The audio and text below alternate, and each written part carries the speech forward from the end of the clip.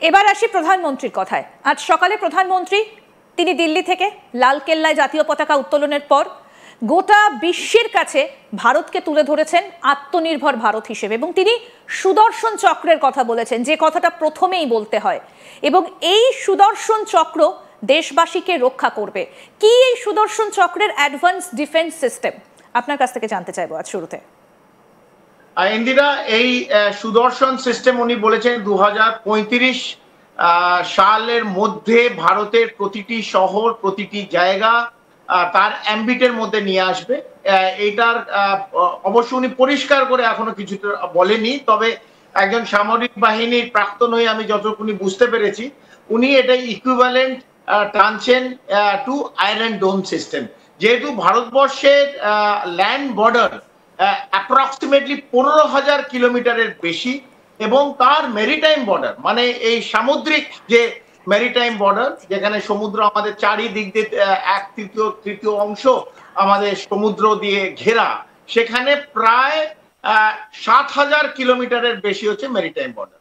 তো 15,000 কিলোমিটার এবং 7,000 কিলোমিটার এই কমপ্লিট অ্যাম্বিটটা যদি আমি এয়ার ডিফেন্স সিস্টেম, যেটা উনি বলতে চাইছেন সুদর্শন চক্র সিস্টেম অথবা সুদর্শন সিস্টেম অথবা আয়রন ডোমের মতন কিছু একটা দিয়ে যদি ইন্টিগ্রেটেড রকেট ফোর্স, IRF বলে এটাকে, ইন্টিগ্রেটেড রকেট ফোর্স, এইটা দিয়ে যদি ঘেরটোপ করা হয় পুরো ভারতবর্ষকে, এটা যেমন আর্থিকভাবে প্রচুর টাকার দরকার, প্রচুর টাকার খরচা হবে, এবং তার সাথে সাথে যে ভাইটাল ইনস্টলেশন যেগুলো আছে, ফর এক্সাম্পল কিছুদিন আগে আমরা মোল্লা মুনির মার্কিন যুক্তরাষ্ট্রের ভূমি থেকে আমরা শুনলাম মুকেশ আম্বানিকে তিনি থ্রেট দিয়েছেন। মুকেশ আম্বানিকে থ্রেট দেওয়া মানে ইন্ডিভিজুয়ালকে থ্রেট না।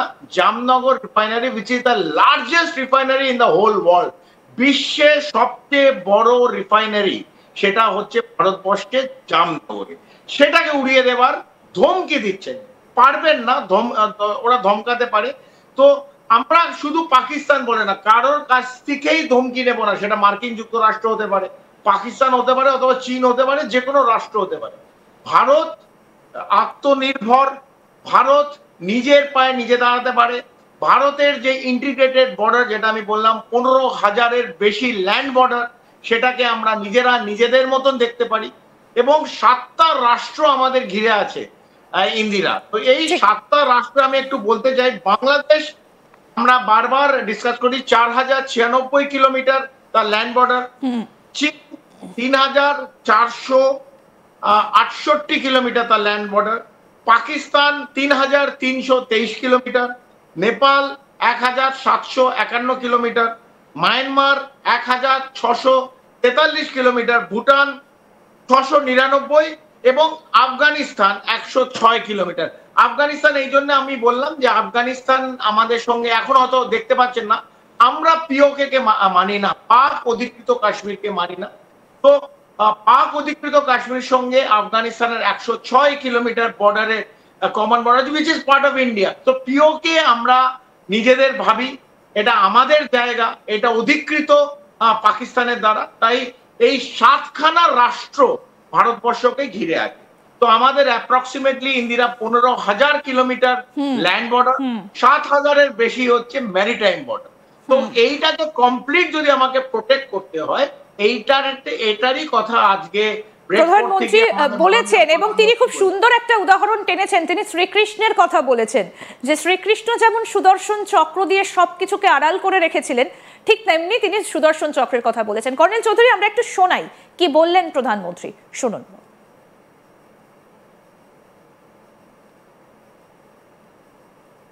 भगवान श्री कृष्ण से प्रेरणा पाकर के हमने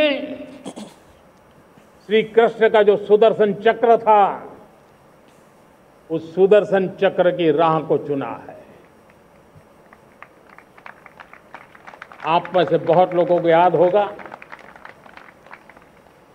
जब महाभारत की लड़ाई चल रही थी, श्री कृष्ण ने अपने सुदर्शन चक्र से सूर्य के प्रकाश को रोक दिया था और दिन में ही अंधेरा कर दिया था।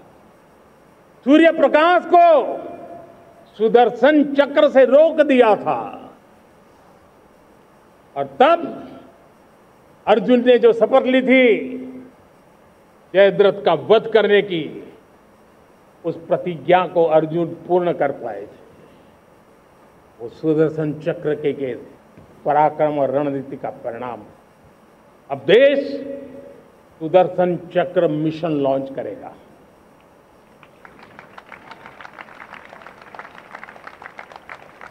ये मिशन सुदर्शन चक्र एक पावरफुल वेपन सिस्टम दुश्मन के हमले को न्यूट्रलाइज तो करेगा ही करेगा, लेकिन कई गुना ज्यादा दुश्मन पर हिट बैक करेगा। আমরা শোনালাম সেই বক্তব্য এবং তিনি বলছেন যে সুদর্শন চক্র দেশবাসীকে রক্ষা করবে। কর্নেল চৌধুরী, একটা জিনিস সেখান থেকে খুব স্পষ্ট যে আগামী 2035 সালের মধ্যে ভারত কোন জায়গায় গিয়ে পৌঁছবে নিরাপত্তার ক্ষেত্রে বা ইন্টারনাল সিকিউরিটির ক্ষেত্রে বলা ভালো, সেটা তিনি খুব সুন্দরভাবে নির্দেশ করে দিলেন। এবং একই সঙ্গে আজকে স্বাধীনতা দিবসের দিন তিনি আরও যেটা বলছেন যে শুধুমাত্র যে সামরিক ক্ষেত্রগুলো রয়েছে সেই জায়গাটা নয়, পাবলিক সেক্টরগুলোকেও যেন নিরাপত্তার মোড়কে মুড়ে ফেলা হয়, রেল স্টেশন হোক বা বসতি হোক, মানুষের বসবাসের জায়গা হোক, সবগুলোকে। এই বার্তাও কিন্তু তিনি আজকে দিয়ে রাখলেন। এটা এই মুহূর্তে দাঁড়িয়ে কতটা তাৎপর্যপূর্ণ? একদম তাৎপর্যপূর্ণ, কারণ এইটার জন্য আমরা যেটা আপনাকে একটু আগে বললাম যে বিভিন্ন যে ভাইটাল ইনস্টলেশন আছে, সেটা রেলওয়ে স্টেশন হতে পারে, সেটা পোর্ট হতে পারে, বন্দর হতে পারে, সেটা আমাদের এয়ারপোর্ট হতে পারে, সেটা এয়ারফোর্স বেস হতে পারে, সেটা রিফাইনারি হতে পারে, এই বিভিন্ন যে ইম্পর্টেন্ট স্ট্র্যাটেজিক বেস, ধরুন যে কারখানায় বন্দুক তৈরি হচ্ছে, যে কারখানায় গুলি তৈরি হচ্ছে, সেই জায়গাগুলো যদি এটা লজিস্টিক বেস যদি ঠিক না থাকে, তাহলে কোনোদিন কোনো দেশ প্রগতিশীল দেশ যারা লড়াই, ধরুন একটা লড়াই চলছে, সেখানে যদি এই লজিস্টিক বেসগুলোকে উড়িয়ে দেওয়া হয় অথবা ভেঙে দেওয়া হয় অথবা রেলওয়ে লাইন উড়িয়ে দিল, তো জায়গায় তো আমাদের লজিস্টিক্স পৌঁছতে পারবে না। বিনা লজিস্টিক্সে কোনো যুদ্ধ করা যায় না।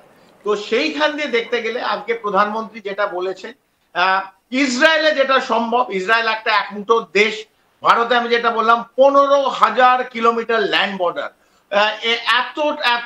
এতগুলো প্রদেশ, এতগুলো ইউনিয়ন টেরিটরি, সেইখানে complete logistics public sector units ছড়িয়ে আছে। ধরুন আমি আবার বলছি যে তেল উৎপাদন হচ্ছে, ধরুন আসামে যেখানে ডিব্রুগড় অথবা